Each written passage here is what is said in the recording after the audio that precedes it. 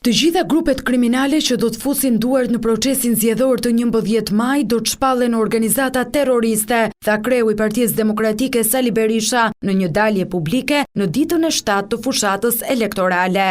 Organizatat kriminale që po angazhohen në krimin zgjedhor do bëjmë gjithçka për t'i shpallur organizatat terroriste. Këtë qasje, tha Berisha, e qeveria e tij do t'i kërkojë të mbajnë edhe Bashkimi Evropian e Shtetet e Bashkuara. Presidenti Donald Trump me një urdhër të veçantë shpalli kartelet e drogës, organizata terroriste. Dhe do lobojmë shumë në Europë dhe Shtetet e Bashkuara që këto të konsiderohen të tilla nga mbar faktori ndërkombëtar. Me SBA, Berisha thotë sërish se do të negociojë edhe tarifa doganore, nëse Amerika nuk i heq kultivuesve të bimëve medicinale, të cilët janë edhe të prekurit kryesor nga tarifat e Trump, u premtoi kompensim.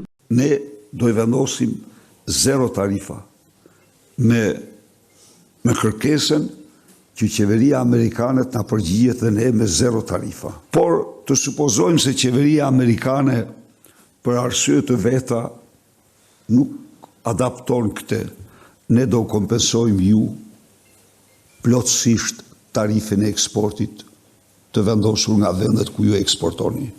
Berisha paralajmëroi se për ata që do të marrin licenca të kultivimit të kanabisit pas 11 maj do të ketë qëndrim të rrept.